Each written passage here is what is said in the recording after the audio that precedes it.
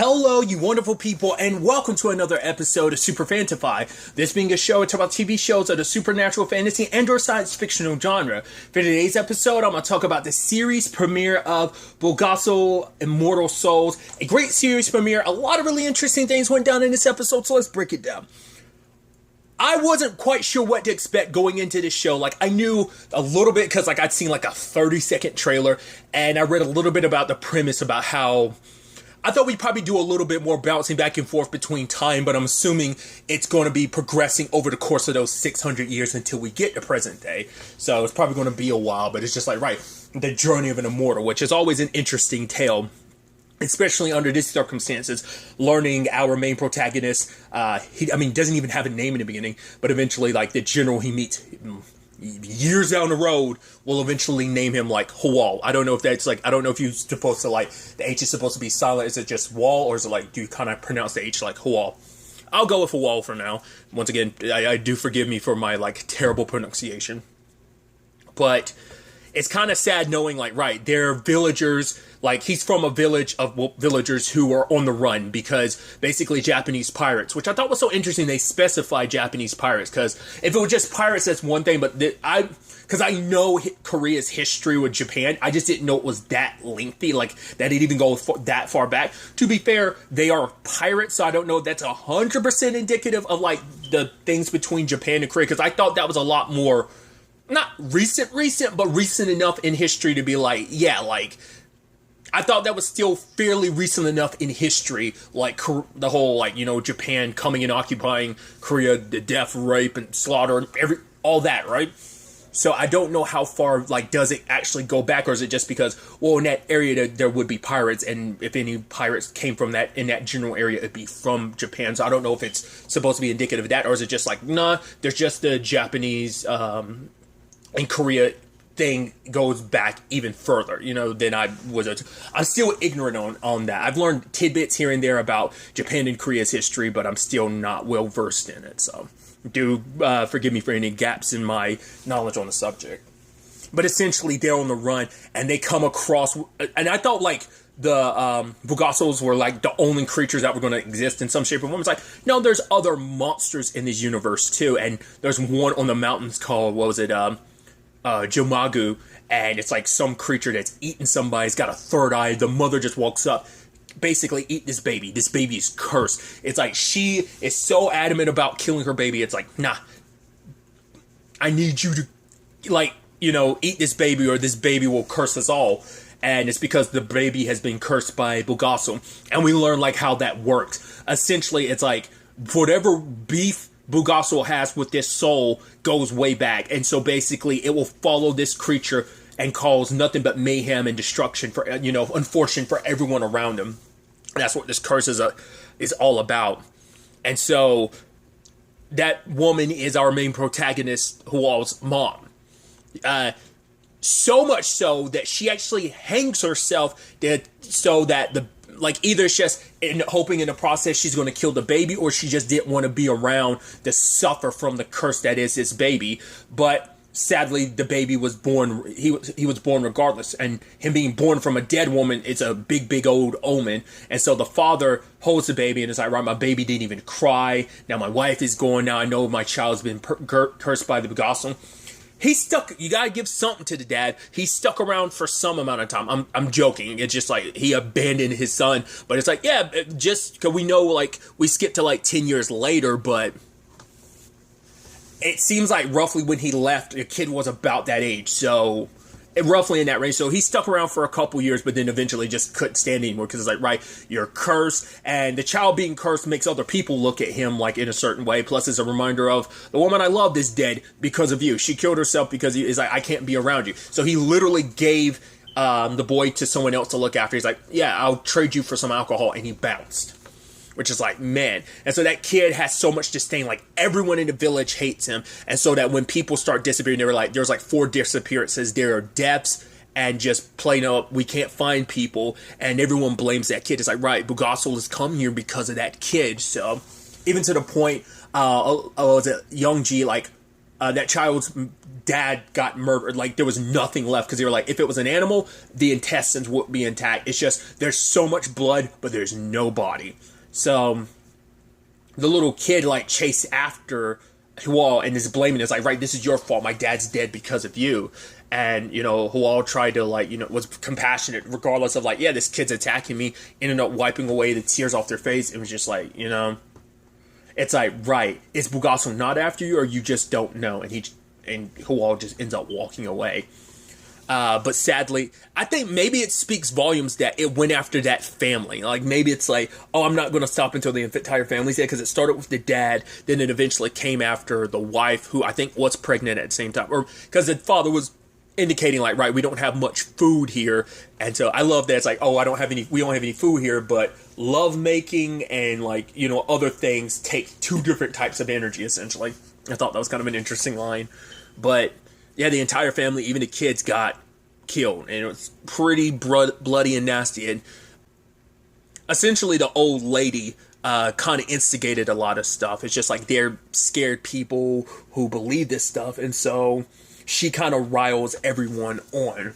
That's why I'm like, shouldn't people be suspicious of that lady? Because she's just like riling all this stuff on. Like, I mean, the thing she was like, I guess it's like, at the end of the day, she was afraid too, so she was perpetuating the fear, and that just like let things like spread out of control to the point that all those adults came together to try and kill Hual. But when Hual fell into the ice and almost drowned, this mysterious lady came and saved him, but she ended up getting killed in the process protecting him.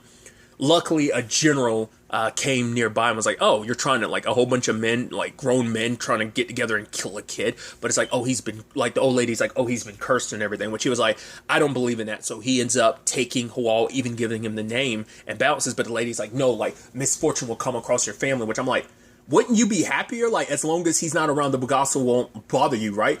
But I guess the argument, maybe their thought is, right, Bulgasal will forever plague us because that kid's still alive. That kid needs to die. He needs to die, or that's the only way we're all going to be free. That's the only way to save our families in the long run. But it's like, yeah, the kid wasn't around for 17 years. But that's why I'm like, was something else killing them? Or was it still the Bulgasal killing them?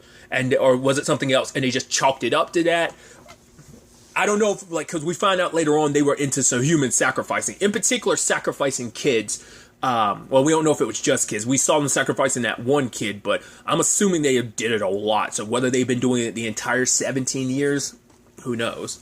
But they're just like, because they're villagers. It's like, no one's coming to help us. Like, we lost our home and we found our way, like, surviving for the past, like, at this point in time, it was like 27 years like that. Like, by the time, like, we get to the extra 17-year time skip, but it's like they'd been, like, finding their way and surviving, because, like, no soldiers or warriors are going to come to help them. It's like, we're villagers, like, no one's going to really care too much about what happens to us. But it turns out the general has basically been leading a charge about wiping out monsters all across the area in particular. And it seems it's interesting because the narrative about Hual changed. Rather than being cursed by Bulgasal, he was blessed, because now he's the monster that monsters fear, you know? Because essentially Bulgasal is supposed to be like an evil spirit, like I said, that like has no soul, so it can't be killed. And I thought the same thing applied to Hual, but it's like, no, like, the thing is, he's a normal human, but his soul is basically been targeted by Bulgasal for whatever bad blood they had in a previous life is now translating over into this life. So, but their plan is to wipe out every monster in the continent, and they end up coming across this new monster, which I'm not going to even try to remember because I'm going to butcher its name. But essentially, it like presents itself as a little girl, but basically it controls people's minds, and it basically made all the soldiers kill each other. Luckily, Hual shows up, Spear of Destiny. It's not actually a Spear of Destiny, but like he tosses that spear, or javelin, whatever. I'm thinking it's more so a spear, and pierces the monster. But monster's not dead, and it reveals its true form. It's like, cool. It reminds me of like, I don't remember what those fishes are called, because I've seen video games utilize them too. It makes me think of it's the frog thing from Devil May Cry 4. The thing, it's two like antenna things, like its lures look like women and stuff like that. So it kind of reminds me of that a little bit. Like, oh, I'm this innocent child, so you let your guard down, but I'm this hulking, almost Cyclops level monster. But in that moment, like seeing him fight like that, I was like, and especially in the armor and everything, I'm like, that felt very Onimusha like, which I've not played all the games. I've only played 2 and 3, but I've always been I am a fan of that franchise. I you know, like samurai stuff like that. That's my favorite period. Like one of my I like periods pieces type of thing. It's like in Japan, the time of samurais and stuff like that. Because samurais have been like my favorite like things. It's so. Because I guess in my head, I just never thought about like samurais. Because I thought they were just wandering warriors, but it's like no, it was like a position you held. They were like they were like the equivalency of police, weren't they? Samurai, and that wasn't always a good thing, you know. But regardless, it's just like growing up, samurais were always my favorite. That's why I always latched onto like swords in particular and stuff like Samurai Jack. Because I'm like, yep, that's my jam. But tangents aside, Hual ultimately ends up killing the thing. And I thought maybe it spoke volumes that the fact is he bit its neck to get it off of him, but he ends up finishing it off, and so he got hurt in the process. But that's the sad thing is, despite everything, despite the years of killing monsters, gaining a reputation for it and everything, he could never escape the brand of being like, oh, a cursed child. That the fact is that even his own subordinates kind of avoid him because of it. And there's one person amongst the military being like, nah, that guy's, he's like some lowly person. Like the only reason why he has some position is because the general took him in. It's like, right, we should be serving under someone who doesn't, you know, come from some like family of renown. Like, because I believe being a commander and all that was a position you gain because I think to be a samurai and stuff like that, you had to be of nobility. Like, it wasn't like, oh, you could just any Joe schmo could be. It's like, no, it's like kind of like a knighthood thing. It's supposed to be like, oh, you have to be someone from a pretty well-off family to become a knight. I think the same thing applied with like I said, the nobility of like a samurai. So it's like, right, we're like hierarchy people, and they're just like, he's just some like punk from a farming village. So that's why it's like, you know, plus on top of being a cursed child too. But despite all that, like his father like never, you know, I even thought that was a sweet line where he was like, maybe when you get reincarnated, you'll be reincarnated as my real son, you know, instead of just my adopted son. I was like, oh, that was actually really sweet, you know, and to be my actual son, like I'll be able to like raise you fully as my own. Because before the monster died, it did say like, oh, I'm going to remember your soul and I'm going to come after you, which I thought was like, oh, that's funny considering like there's already something already after him. So like, does it matter? But Hual was saying like, he was asking his dad, like, do you believe in like the monsters coming after your soul? Like, he's like, oh, so do you think like all the monsters are going to come after you? Like in the end, like they're going to track down your soul. But for him, he believed in this curse, like he believed in the Bulgasal situation, but the general didn't. He was just like, no, it's a fairy tale. Essentially, people created a monster that was scarier than any other monster. Like, it's just they're trying to justify it. But then he gets word about his daughter who gave birth to a child, but the baby died because it was premature. But she lumps it in together with like, because at first I was like, oh man, like, that's kind of harsh. Like your sister kind of blames you for her child's death, but it's like, oh, they're not siblings. They got married. Like so it's like, yeah, that's why he's even more like a son to her, because it's like, right, son to the Joan, because it's like, right, you literally are my son because, well, my son-in-law essentially because of marriage. But it turns out Hual and her, the general's daughter had 2 children. This was her second one. The first one was blinded and has to wear like bandages, and I guess because it had been so long since the bandages had been changed that the eye started bleeding, or maybe that was indicative of just like his condition being like super bad that day in particular. But Hual took it upon himself to bury the child, especially because like the general's daughter was like, this is your fault. If it wasn't for you, our child wouldn't have like died. Like our children are suffering because of you, because your curse you brought upon the family. And the general, you know, just kind of it's like, because he spoke so much about like Hual, like, don't believe that BS. But now it's like, rap, sadly, unfortunate stuff, you know, surrounds Hual. And so he has to bury his own child. And then his son comes to him being like, hey, can I touch my sister? I just want to say goodbye to her before you bury her. And he was begging for his dad's father, and he was extending his hands. But in that moment, Hual pulled back, because Hual, every time he looked at his son, it was a constant reminder of like his own, You know, because it probably made him think of like when he was this fragile child that everyone hated. Like he's held like so much hatred has been aimed at him ever since he was a boy, ever since he was before he was even born. People hated him, and now that like detachment, he kind of channels a lot of it himself. And now when he looks at his son, it's just a reminder in his mind. It's like, I did this to him. I don't want to touch my son because it's just too much of a reminder of me being cursed. No matter how much he tries to separate himself, kill the monsters, because for him it's like, that's all I have. That's why he never gets close to people, because like, I don't need to get close to people. I just got to do my mission of killing people. I mean, not people, but monsters. And so with that being said and done, it solidified it even more for him. It's like, I've got to end this.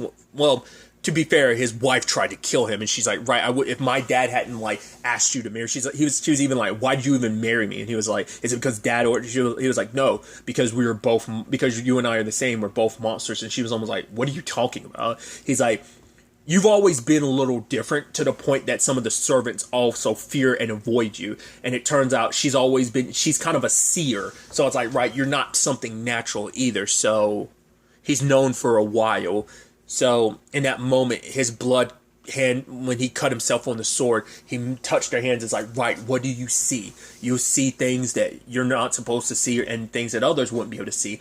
And she sees the Bulgasal. It's the woman that saved Hual like 17 years ago from being killed by the villagers. And it's like, right, he's going to go and free Echon, their son, from this curse once and for all.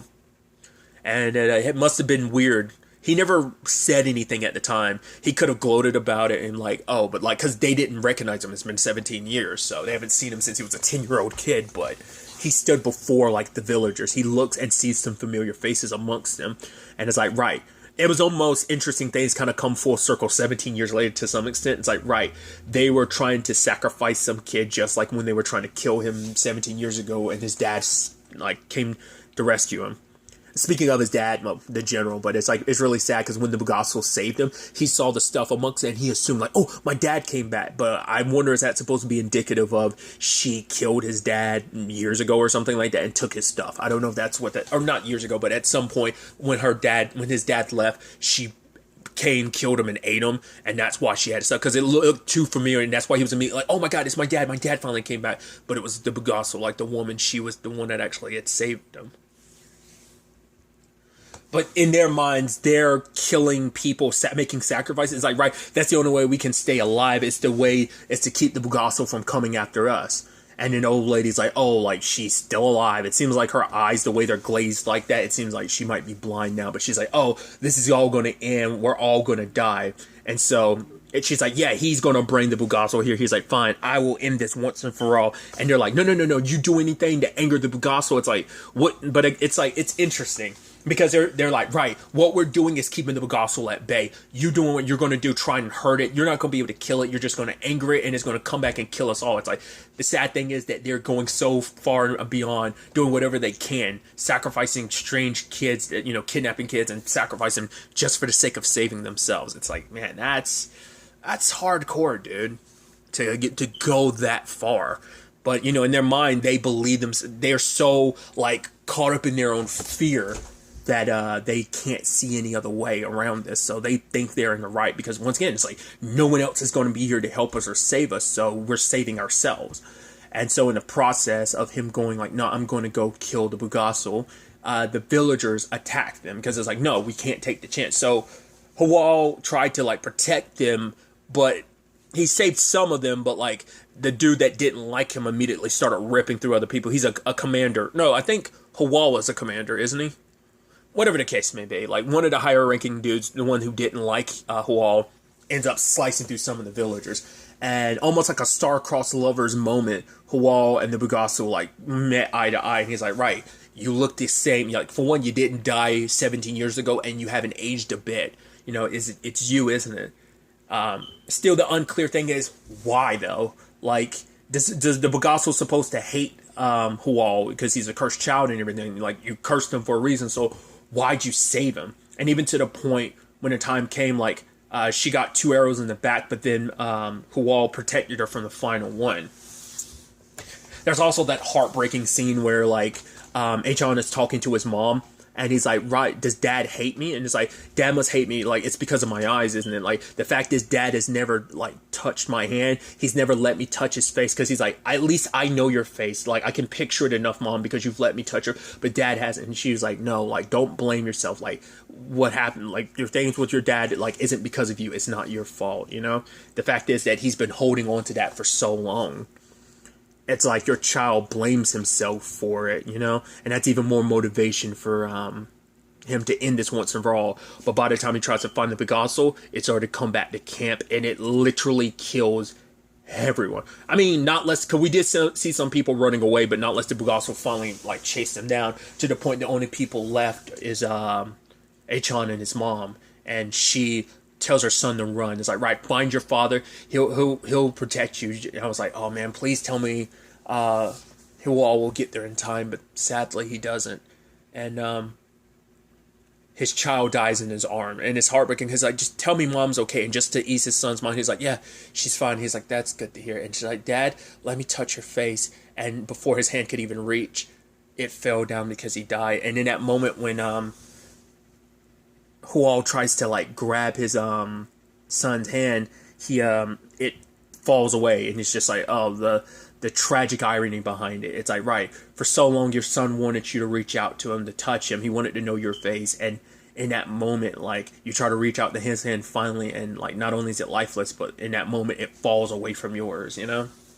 And he just wishes back to, like, that moment when his son reached out to him at his daughter's grave, being like, please, Father. He's like, I wish I had embraced you. If I had hugged you once in all this time, if only I'd done that. And he thinks about it, like, if I had just handled things differently, if I wasn't so caught up in my own sadness about who I am, and, you know, it's just lamenting my situation and being reminded of, like, it's just even, like, it's the selfishness of, like, right, his son's condition was just a reminder of his own fate, but also it was just like, I think he probably almost felt like he didn't deserve, because even she was like, oh, you don't deserve to be a father. And for him, that's why he did this. He was like, at the very least, I can go off and do something like a father ought to do whatever it takes to protect their child. And he's like, I know I'm going to die in the process, but I'll do it over and over and over again if it means saving my child. But in that moment, the Bulgasal stabs him with a sword. Her eyes were glazed over red, and I was like, that creature, like, that mind controls. So I was like, was she being controlled? Like, so why kill him now? Like, but you protected him before. I was like, what was different? It seemed like she was being controlled. So I was like, maybe the creature that had cursed him before did it this time as the one that was like, oh, I'm gonna follow your soul. It's like, it ended up possessing Bulgasal. I mean, because she'd already potentially been, because I was thinking like, oh, it's all gonna get blamed on her, but there's some other creature. It's like, no, it seems like it's her. So I'm like, I don't know whether she's being controlled or whether that's just the nature of, like, she can't control it. It's just part of her instincts. It's just a part of who she is. And in that moment, from inside of his body, his soul lands onto her hand. And I think in that moment, because I know her story is kind of spoilers, but it's just like, it's in the synopsis, she became human. And so I guess in that moment, because the Bulgasal isn't supposed to be killable, because it has no soul. And I guess in that moment, it devoured his soul, and it gave her soul in the process of making her human. Or maybe that's just part of their cycle. Or maybe it makes you wonder, does the Bulgasal stay the same way the entire time? Like, is that part of the process? It kills the person it's cursed and then gets a soul back. But it's like, I think maybe it's the same Bulgasal the entire time. Like, not just soul-wise, like, it's always looked like this beforehand. Whatever its beef is with Hual in a previous life, it looked the way it did, but maybe this is the first time it's been human since becoming what it became. Like, once again, the Bulgasal is supposed to be like an evil spirit, so I don't know. Because in that moment, we do see that Hual transforms, so. Because I initially, knowing about the Bulgasal eating, like, devouring souls, but also, like, drinking blood, I'm like, oh, so it's like a vampire. But it seems like typical vampire rules don't apply. So, once again, everything's kind of got its own thing. Once again, I always use, like, Hemlock Grove, for example, with the Oopie ears. Like, that's, like, it's the same thing as a vampire, just, like, a different, that's the Romanian name and kind of mythology for it, I believe. So I guess this is kind of its own thing, too, of, like, right, because the sun doesn't affect them. It seems impossible to kill because it has no soul, but I think that kind of coincides with the whole, which is interesting because it's supposed to be, the whole thing was also supposed to be that, like, Hawal didn't have one either, because it's like, right when all those men died, it's like, oh, he didn't care about any of them. It's like, oh, it's just he never got close to anybody on purpose because, like, right, everyone's already afraid of him anyway, too, so. But, quite a heartbreaking and tragic episode. Is like, man, there's no happiness in this episode. It's just, like, depressing as hell. You're like, Jesus. So, this is also my first time watching something on Netflix, that is basically week to week. Pretty much everything I've ever watched on Netflix has ever been. I know they've done week to week stuff, but I've never watched any of that. Nothing against it, just like I've never like taken the time to watch anything that has been. So, Bulgasal's going to be in this weird. I thought, because I knew they were doing like 2 episodes at a time. I knew about that ahead of time. I didn't realize it wasn't going to be on the same day. It's like a weekend thing. So Saturdays and Sundays going forward, they'll be dropping the episodes. So only the first episode is out today. The next episode comes out tomorrow, which is Sunday at the time I'm recording this. This will be going up Sunday. That one will be going up Monday. So just to kind of keep that in mind when you're hearing this. But I'm excited to see where this goes. It's a fairly lengthy season, too. It's 16 episodes. I almost get the feeling like probably won't be a season 2 to this. This will probably be like a one-and-done story. I don't know. I think Korean stuff typically goes the route of British stuff of like, yeah, it doesn't last long. I think things being on for a long period of time is just kind of like I think that's like an American thing. I don't know too many Canadian shows that probably do that either. So it might be very specific, at the very least a North American thing, but it might just be a U.S. thing in particular when it comes to like TV shows and stuff like that. But either way, I'm very interested to see where all of this goes. Getting a little glimpse at the next episode is like, oh, we're still in this period. So once again, it's probably just going to be slowly but surely kind of following Hawal's story over the next 600 years. Like I said, I thought maybe do some bouncing back and forth, but it's like we're probably going to slowly follow his story over these 600 years, struggling with what he was before.